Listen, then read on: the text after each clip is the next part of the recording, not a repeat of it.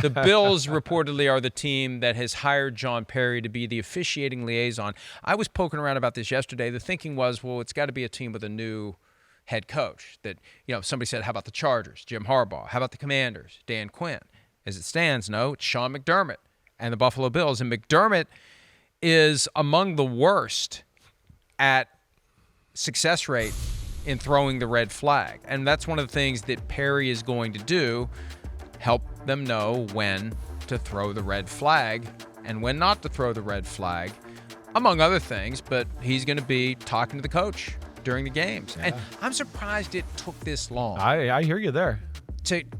Instead of, we see that the referees who get to a certain point of fame, stardom, whatever, they end up working for a network, making more money and having less stress in their lives than being a referee. Now you've got this possibility of teams, and it raises potential conflict of interest issues like, oh, this person angling for a job. I mean, that's going to be the or I used new to know fixes these in. refs, and now I'm up in the booth. Well, but the new fixes in is going to be, hey, that guy wants to be the officiating liaison for the team he just made that good call for. I mean, it does introduce a new can of worms for the NFL. Yeah, and we still haven't really played this out. All we know for now is, reportedly, the Bills are hiring Parry, and this is a new frontier for the NFL, and I wonder how the NFL feels about it. Well, listen, I certainly have things that I question about the whole process and how it's set up with the NFL officiating. Everything about it, how they recruit, the people they get to do it, all of it. It all deserves to be questioned full-time, all of it, right? If we really dissect it and how they're doing it right now, there's some issues within that, and you could talk to anybody in the league about that. They would tell you the same thing. I think I'm with you. First off, I'm shocked it took this long. I think it's a great move. I don't think it's a position that teams in the NFL really valued monetarily, right? They were always like, well, I trust this guy. He knows ball. I'll let him do it up there in the booth, right? That's kind of always who it was for every NFL team. I trust his eyes. He's always on top of the game, and I know he won't be too rambunctious to go challenge everything, right? So right. I'll let him be the voice of reason. Well, now you got a guy really that's going to know nuance, everything about it to really lead you in that direction. And the Bills and Sean McDermott and Brandon Beane and company find real value in that. And I think there should be. Again, some of those calls can dictate whether you're the number one seed. And then, oh, wait, we're the number one seed. And, this is a big challenge here. John Parry, what do you think? Oh, we got to the AFC Championship because we won that challenge. So, yeah, there's something to say about this. And, again, you talk about the NFL doesn't pay the referees, right? John Parry, as crazy of a year as it was last year, I know this, I think was a little disappointed he wasn't used more. And then he got one, who would want to do a job where the NFL goes, no, you're wrong on TV. You're wrong on a play that was very subjective. And it was a stupid You're first wrong. quarter. You're wrong, guy that's been awesome at this for a long time. And a guy that I think is actually better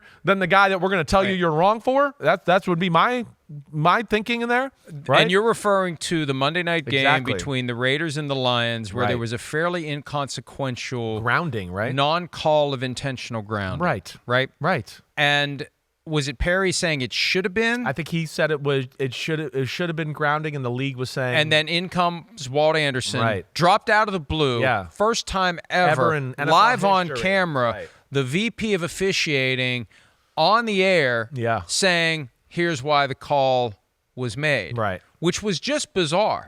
I remember my phone blew up from people in the industry like, what in the hell are they doing here? This crosses a bridge that makes you wonder when else are they going to use this? And from Parry's standpoint, he got emasculated. From what I know in the league, this is going to be a thing. From what I'm hearing, I think isn't this Walt Anderson's new gig? It's commonplace now. This is what we're going to have every week. If the NFL wants to inject, it's going to be like they're allowed to inject and they're allowed to say, "Hey, we think you're wrong, TV channel, whatever." I hope we're allowed to react to that. When they do that. Well, we will. On we're gonna or on Tuesday morning if it happens on a Monday night game or at PFT in real time as it's happening, because I'm like, what are they doing here? Right. This creates a weird precedent, and maybe Parry just decided, I'm out. I'm not going to be part of that. I'll go work for a team, and. I remember Sean Payton telling us at one point on one of the times he was on the show that the mechanics of replay. When it's obvious you should throw the red challenge flag, they're blowing up your headset. When it's close, it's crickets. Yeah. You need that guy. And that I has was watching the agreed. UFL this weekend. Right. It is the transparency they have is spectacular. Mike Pereira and Dean Blandino. There's something wrong when the two guys on the planet who are the very best at explaining and understanding in a persuasive and transparent way football rules being applied in real time, when those two guys are working for the UFL and not the NFL, that's a problem. And the NFL needs to have that same kind of transparency. You want to get people to stop saying the fix is in, you have that kind of transparency. So you see what's going on behind the curtain. It's all hidden now. And I think they like it that way. The longer that lasts and we see it working for the UFL, the more I'm going to say, you know what? They don't want us to see what's behind the curtain, or they'd show us, because it would go a long way toward getting people to take off the tinfoil hats and say maybe the fix isn't in. Yeah. I don't disagree with you there. We've hit that subject a lot. The NFL certainly needs to remedy this a little bit for all those reasons. There's too many questions about it now. Again, I don't mean to go this again, but yeah, it's another subject that I hear all the time. All the time. It's just about refereeing the issues within the league, right? I mean, whether it's trustworthy or not. I mean, the fixes in, the script, all of that has taken on a life of its own the last few years, and I do think the NFL has to be careful. They act like they're these oracles that need to be, like the officials, like we have to protect them from any criticism, and you can't say anything bad about them or they might shatter into a million pieces. Well, the NFL never admits they're wrong anymore. There's never, ever wrong. That's what Pereira and Blandino used to do. They used to go on Total Access, which doesn't exist anymore, or at least it's going to soon not exist. They'd be on there once a week, and they would go into the plays that were controversial and explain them. And if somebody made a mistake, they would say so. Oh, the referees got mad. Oh, they're talking about our mistake. Hey, don't make a mistake then. I mean, if you can't deal with someone publicly acknowledging the mistake you made while doing your job, then maybe you should be in a different line of work. That's right. You know, you can't handle the truth, soldier. I was going to say one other thing. Damn it. You're old. Oh, here's what was great. We got to take a break. I'm telling you, the UFL football quality, you need to give it a try. Okay. It's really not bad. Okay. They had John DeFilippo mic'd up, and he was like the Memphis Showboats who DeFilippo coaches. Oh, how the mighty have fallen. Remember when he was going to be an NFL head coach? Yeah. They were right. Wrong league.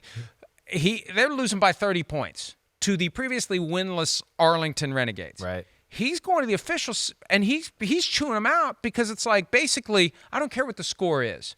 Don't half-ass it. Yeah, right. And it was great. They broadcast it. Right. It was awesome. Because now, I mean, it's just it's so engaging to the fans and helps you understand how the sausage is made. One of these days, the NFL is going to realize if they ever figure out how they can make money off of it, then they'll do it. Hi, it's Mike Florio. Thanks for watching PFT on YouTube. Hit subscribe for the latest news and analysis from Pro Football Talk.